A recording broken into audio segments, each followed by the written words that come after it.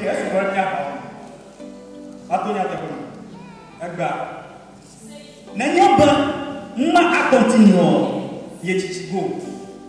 I'm a politician, a businessman, a lecturer.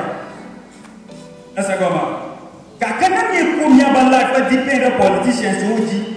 But you want me a start graffier new level your worry. Politicians are useless. Alaba mi ko dash na mi e ko be mi ala. Kakana mi follow mi ro ki pare fight there level your fight. Am the to yo nya ba mo ka la sita GNRE. Agare Obia Jiga Academy, I'm not more like President and Jiga Academy. That is what he mark. Academy Watama. But talent came out of you. Me came out of you all about your materializing. Other spiritual. But common. When you are manifesting the physical world. Kaka through your hard working. In the do. But we are all about materializing. Makaba ye konewo onyoro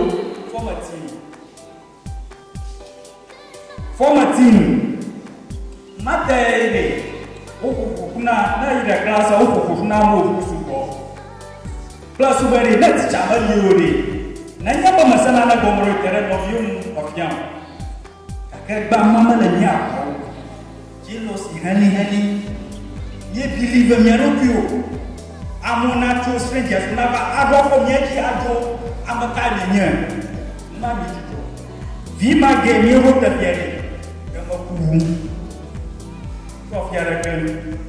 Nyatama Varu, then you're important to read, and you never had a problem.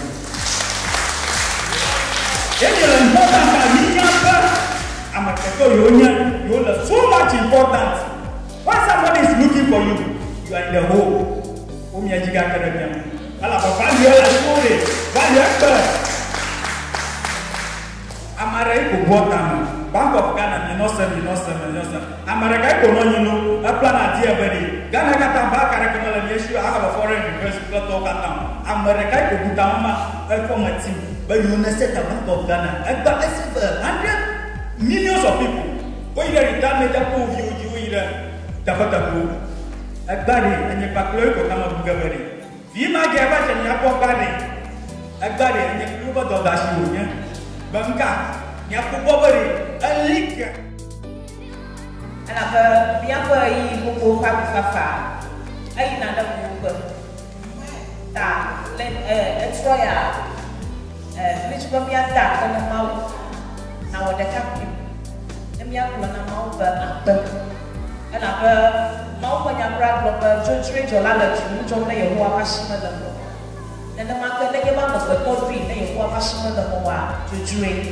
Ya tapi tak pernah mau lagi yang mana mimpi dia jadi kawin yang kaya. Kakak mau nyapun Yo nak mana mayu kata sipler tua, mi kata milan lama semua pasti dekat aku yang mah. Mi tak pernah mau kata aku wasit tak pernah mau lagi. Amen. Lagi yang mama isi ada pernah organize so, kamu yang kata organize ni ya. In fact, mana boleh proud, mana boleh. Ayam malafi, afi kami yang tu kelima, mana boleh. Tak organize so, mau ni kami apa nami, miawe itu. Maka isi ada pernah miapa simon nolak. Miapa shimonola Amerika coba lagi baru dia dominsia ala mau apa dia baju tak ya dan mau ikut kona false origin ta bakal follow ko habo bota iha ala niya do apa ni ha ta ko ashiji na niya ta kana miapa shimonola mau ni ya Apa so? Aku asyik. Ini posisi apa pokoknya? Awalnya nanti.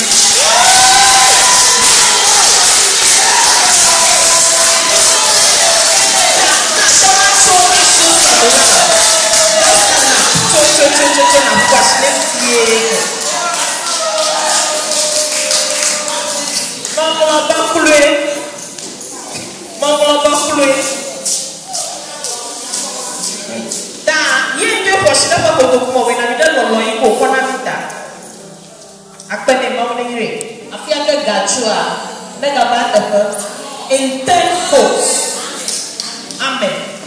Alors, je vais guest speaker. Après Kojo Newton. Kojo Newton. Hilton. Sorry. Mia Dakpene. Elle a ye hava de nyala do de go. Le nyanya de ka bonye a. Elle a mia tra workshop. Ika wa va fia mu mi kom. Elle a mia maro ko mi buju yim ko.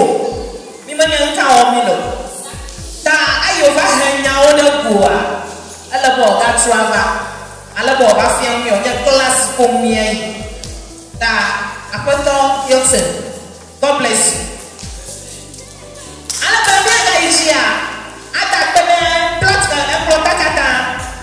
Madame Sheila, Elda Christian Samayo, Mia Dakbana Wakata, Bale College, Yada Shinami, Alabana, Anye, no, do Mafi Abuja, the car. Tamia Dakbana Wakata, Ayo Wafia Kotaka, the Konya for Pomnam. Alaba, Mia Dakbana Makana, you want Dakbana with the card over you. America dollar jana profit. America won't no farmer the old way. Mahia, I put a black more. He tried a lot. Then your mom was young at with the Kapakima, a jabata. Toshida Kona, when you were mounting. Mounting is now one right. But who you here? Openami. Amen. Alaba, me and that Tokoma Mantola de Mafia, me up Honorable Chifa Atiwo, Abba like a Yafi, by the Putapa, Taka Abayama Tomiako, Afia Gatua, you let the Puta, Abatomiako. Nobody got that Bella Baha, a Bodoga, Tamau Reina. Kamia got that Bella Masham, a Manochuki.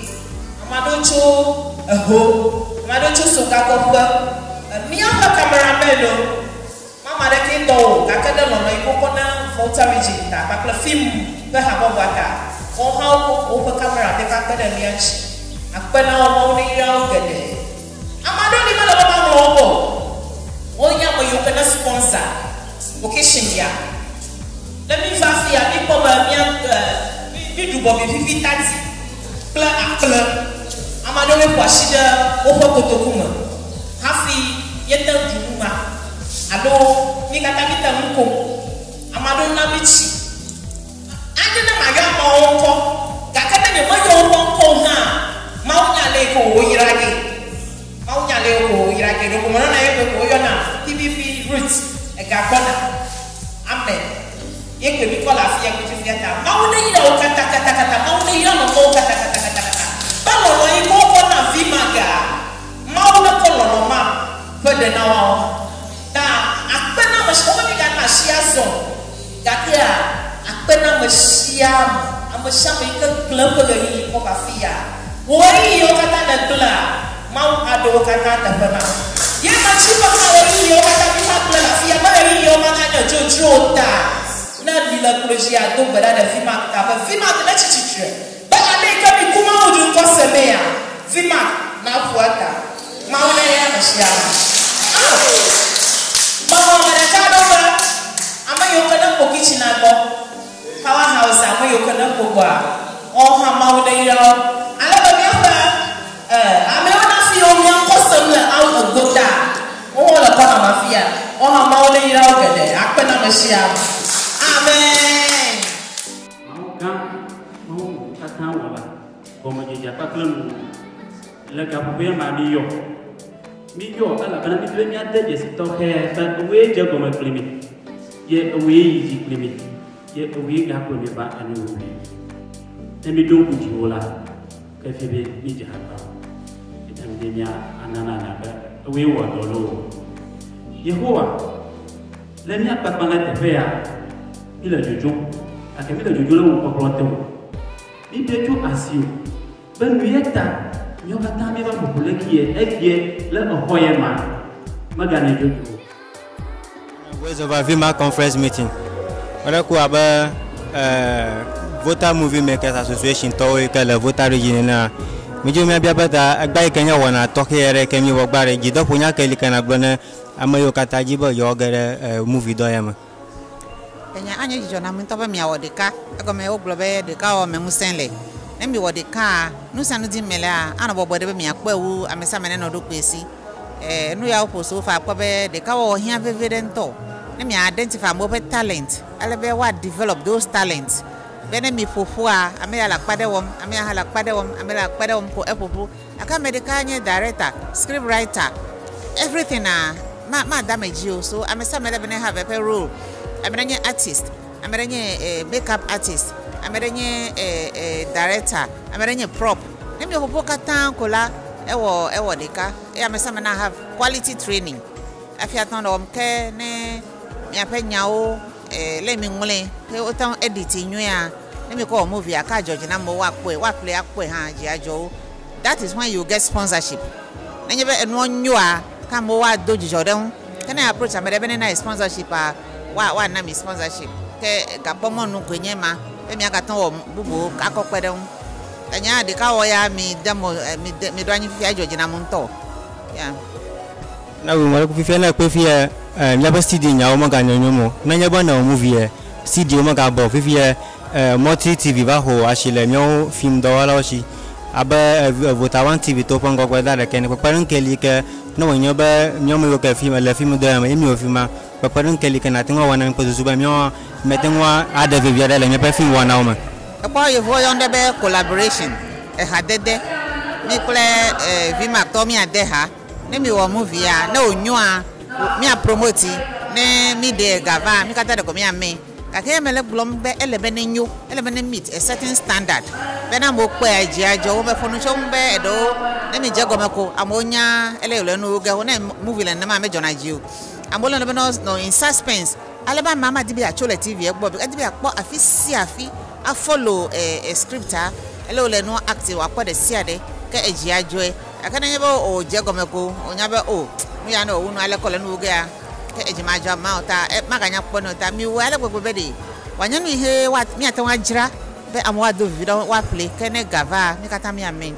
So the collaboration is very, very important. We have the platform akono efiam mi awo have platform akono production wom mi awo le no dam mi awo sik ponole mi ko doji ko mi kata mi dui tano punyo ngore ke ala film do ma ko nyong manya hetelito alo nya nyong ke ipa gbono no manyo de anya ke li kana ko gba de jifona mo ba doyare nene mo buni munya nene mayo nyema yo akpe enya ikeli matanglo na ko nyebe ale ya wo pone le mo aji alo no metata yo kata pona le no enu ya aji ya mo aji ya manya nene ma emi akwe no mo wole ma oba amachichi oglo ne be de kpo nya hia wo ha de na yigekpo afia kpo no ikala nwame tamanya nene ma ya wole kra ya do matoro kamenya hetelito na me nene ma because amagedela nyonu gede kule kale fefe wonya uma gede wonya sronto sronlo woshi ka de kavado ko ma globa wonya single individuals. Ambassador Kojo Hilton, you are welcome to VMAC conference meeting.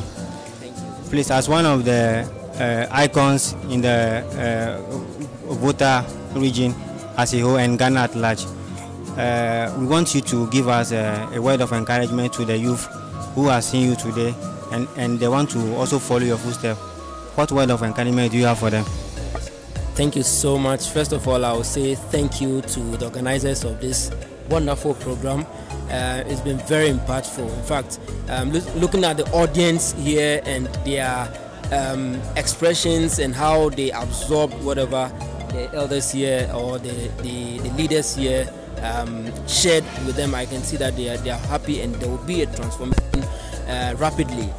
Myself, I shared a word on talent, how to nurture your talent, transforming your talent into a skill. And I think this is the major aspect of it as filmmakers. Now we should know that we shouldn't just rest on the talent. We should be able to nurture the talent where you can go to school, you can do some short courses. There's so many programs to upgrade your area, you know, so that's what really I open up to them, and also a little on focus. whatever field you want to dive into. If it's sound, you should focus. Make sure that you do sound, and there are so many areas in sound. If you are into grip, there are so many areas into grip. If you're into set design, there are so many areas. The set designer starts, there's props in it, there's art direction, there's production design, you know. So now from that angle of focus, we move to perseverance. In this area, there are so many challenges, and you need to stand firm to be able to overcome it. You need to stand tall. There are so many challenges that you need to stand tall and face them, you know. Then from there, constant practice. These are areas you need to constantly practice.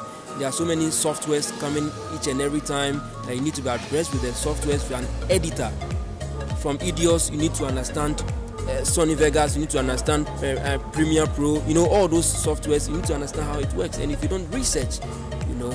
So my advice to the youth is that these three things, focus, perseverance, and constant practice, is what will keep them going, and they should add God to it.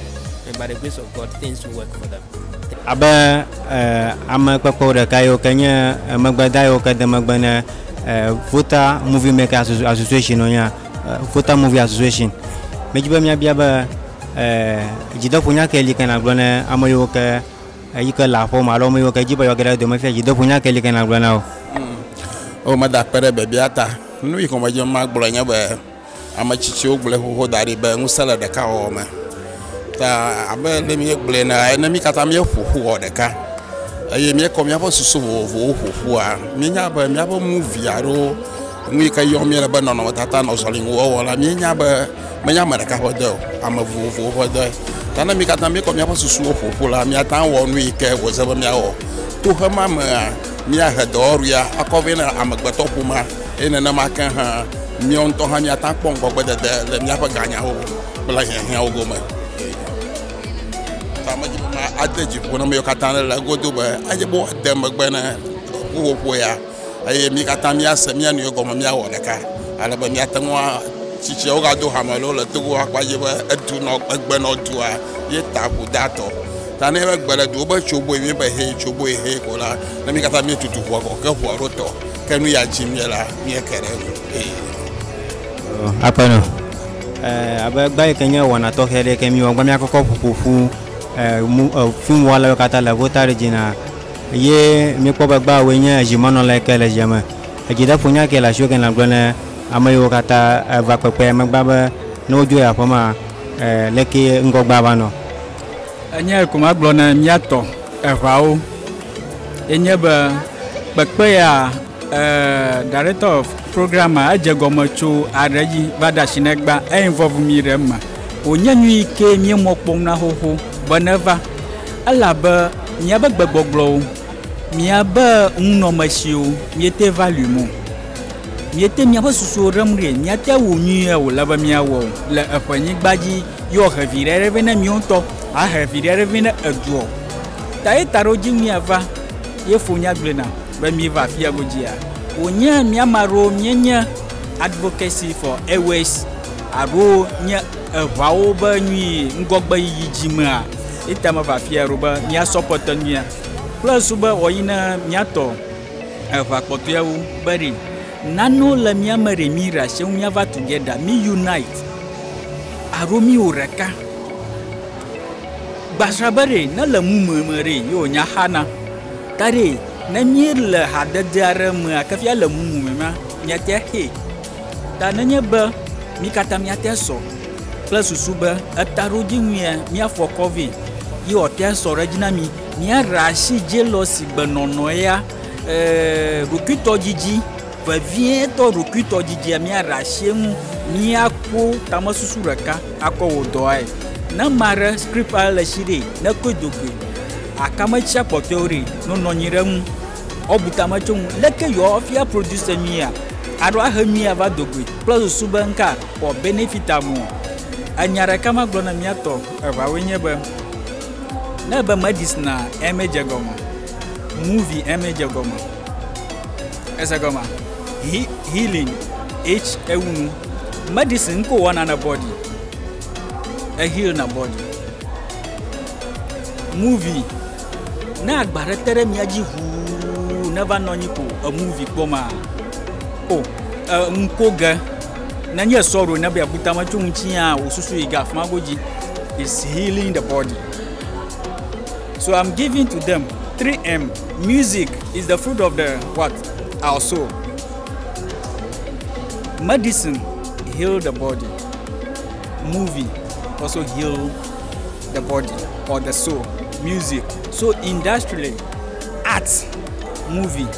Mi jagba mi aba movie ona dengogba. Vo wonye quality wono ate glo mi aba story o. Mi aba mudodo our intellectual properties.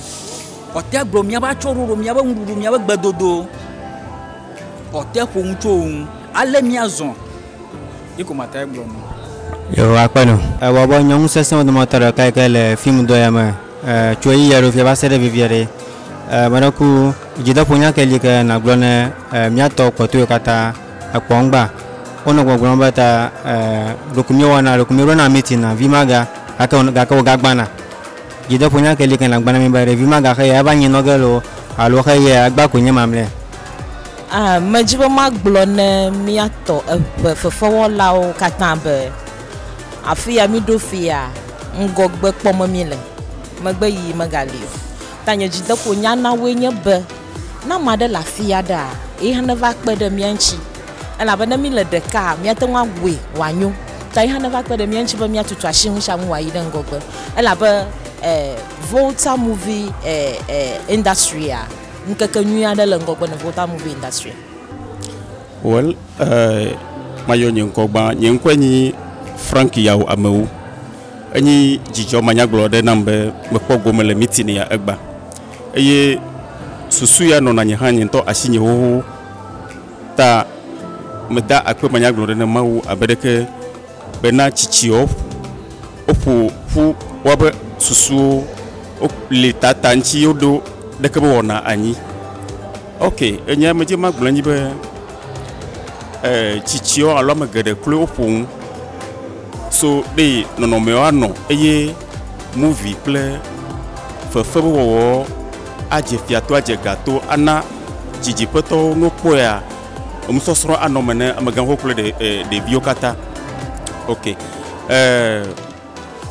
majibe mashamebe ejinani ekpeji netrozulan kushiji eye mawana eji ikene hona nyashanya sera nyashanya wakata eye bobonyi banani bubuha bano dekebeta takwekbem ana nkoyine ona odo anya awo akpe nyahaye jona mbe nyamava conference egba anye jona mbe conference mi va maganye anu kweko ya ka anye nwike mi anu majieji anu fiamia no nu tamadure mi producer so gbakwa director so at least every month ana nyomi anu kudon anu from at least workshop aro na mi afa artist so mi afa crew members so adam ya jiba conference mi va ogba ni aponyo mi afa industry akwa bonu ke yinu yin bana mi ma chona mi anto mi abagbe mi dona alo mi adenu bevero ego bana garamo mo bai Ghana kama ya avogba ka domale ya malfofo nye divwa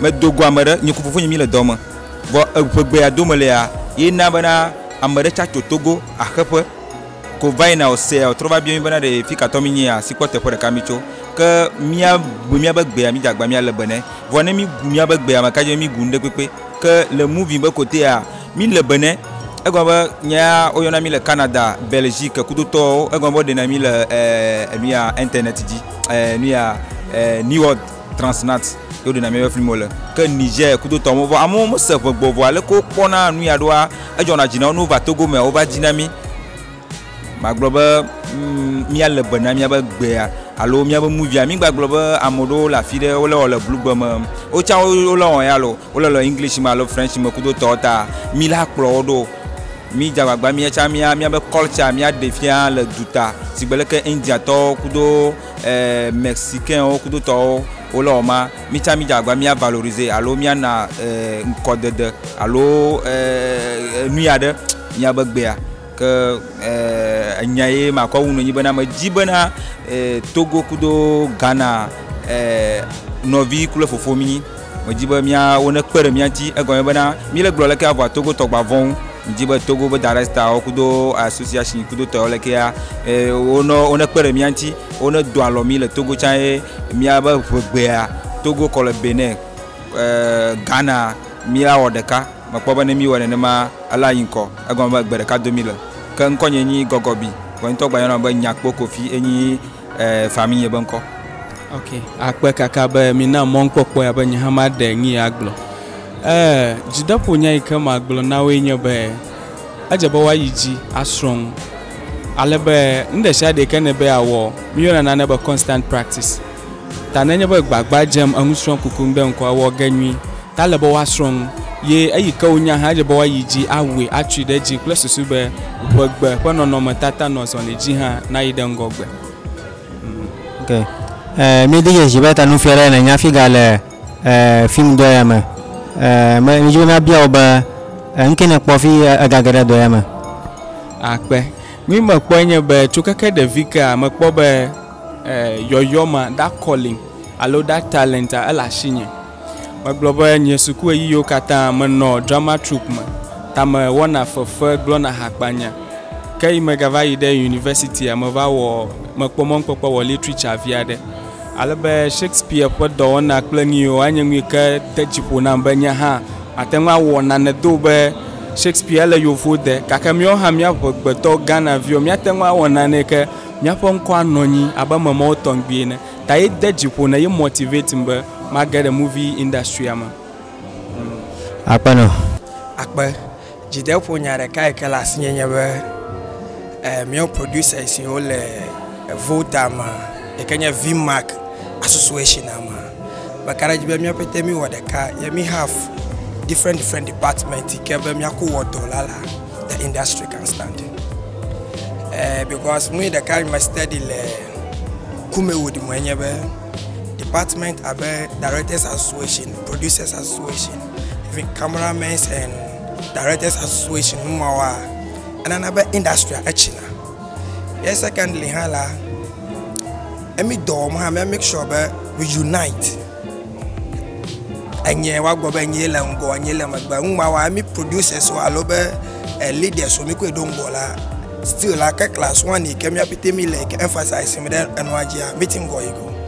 Ka kemi ko edo be okay if a producer is bringing a project out your project enya be ma contact this producer, ma contact this department. Okay, this media department, these people should come closer. I think by the mindset of the whole program can push further. Like if I'm at the cabe, okay, I'm a producer, I'm a cameraman, everything, and I'm doing it. The ideas cannot go what we are expecting or what we want. I make mitigate to go. Tamakarijibe, I unite la, unity la, and I'm yaingo. Amanda Akbanami, Vota One TV to me number me for movie industry. I don't have a producer do me Maraji be ya we ireka honko ya je akwa oje we mi akpashe mi no nu na mi o ma no ma hin karata la shin ela mara ha she na ko me ya le gbonya fa karata me qualify so plan me ma yo me mi mo gana na mo kan bo mama ni to mama ni je tonya ma zene na ma kenya be amareli ma wo ga wu tonya akwa awona tere no vi un ha ama ikpo bo fifie mi o vota fi ma ro taflache ongo gbayin ta na tere onko ka oje ga kaka awon mi ro fi ko je mi kan ga hareke o eje mi agbojiri na mi lika vori afi mi no ga kan ta na de no fi wo be explain no fi ko wo atrozu eganya ta mo na ba ngwa ba kle duro le mi do mi ba mi metin de ka o Nyankonyi Bennett Lawson producer benye the same as director kaka maponu akotomia to producer so because film ay gachona ne me le ju matemanyo ta ai ke me vandia nde kai ke me kole nyamenyi ale ke mia no ju den sen wa no mia no ta ma jibe ma de ro mia to producer so i komete va fi egbe ogbo bo me gano egodo pe o me le wo mwero wo ne ko to va pe ne objection de le na me de gbele me nyon le ke wa we wa nyon le ko le pom le nyonyo wa ho ne ko to va pe be assisting because all the rest of the region la wakato have it and no matter me na be Kumawood wakata habopo de kame ko le producers so directors so tama de kukuna mi ato so i komite va gbe alo i ko le nyen pon alo nyen kosem bo ne kɔ atɔ va kpe enu yi ko kpɔ be mele yim nyuie o ne va gblẽ o ne ge ɖo mia me o ne ge ɖo vi ma ka me to support it kple susu be tɔtrɔ yi ke dzim wole alo nu yi ke na mi mete le dzu nɔm mi mete le ɖeka wɔm oa kple susu ɖe aba dzɔ because me ka ɖe dzi be ale yi ke etatɔ kɔ ƒo nu egbea me ka ɖe dzi be le nyɔnyɔ ge enuma ko wa katã point be yewo dzi be mianɔ ɖeka kple susu be ne mi kɔ mi be demand va yewo gbɔ la